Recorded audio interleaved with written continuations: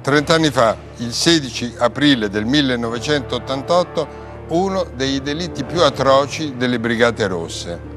Oggi, a passato e presente, parliamo di Roberto Ruffilli, un intellettuale che fu fatto senatore della Democrazia Cristiana nel 1983, poi confermato nel 1987 per decisione dell'allora segretario della DC Ciriaco De Mita, che era molto amico, lo stimava. Insieme scrissero un libro ragionando di politica, finché pochi giorni dopo, 3 giorni dopo di quando De Mita divenne Presidente del Consiglio, i terroristi rossi lo uccisero e, particolare non irrilevante, scrissero di averlo ucciso, scrissero nel loro documento di rivendicazione di averlo ucciso in quanto cervello politico del progetto demitiano.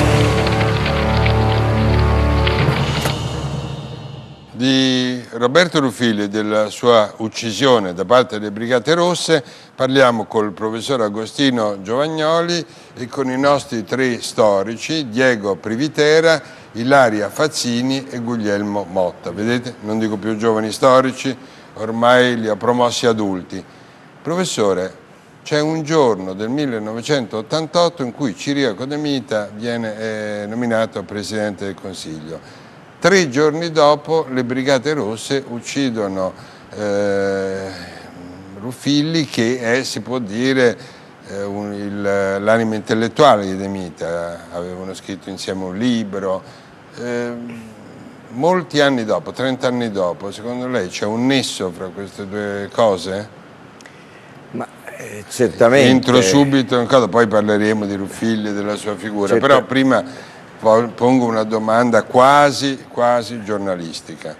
Sì, no, certamente Roberto Ruffilli era molto legato a Ciriaco De Mita sul piano politico, sul piano intellettuale, anche sul piano personale. Io ho partecipato ai funerali del povero Roberto Ruffilli e ricordo un De Mita veramente commosso e addolorato di quella terribile vicenda. E quindi nel bersaglio Ruffilli, diciamo così, per usare il linguaggio delle Brigate Rosse, certamente c'era la logica che voleva colpire questa amicizia, questo legame. Ma forse era un po' come se avessero ucciso Ruffilli ma avessero sparato anche a De Mita, cioè sparavano al Presidente del Consiglio. Ricordiamoli, sono 10 anni esatti dopo il rapimento e l'uccisione di Aldo Moro.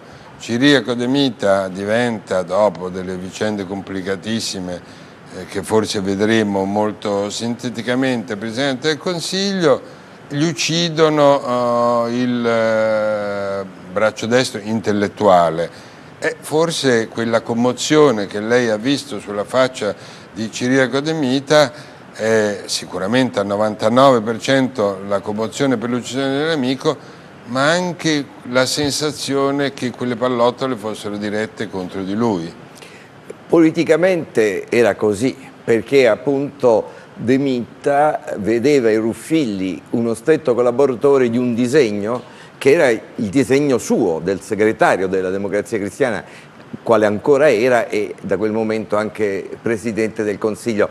Questo è un po' tipico della logica delle Brigate Rosse, di colpire le persone in quanto simboli di un disegno politico, diciamo. Giustissimo. E allora entriamo nel primo capitolo della nostra storia,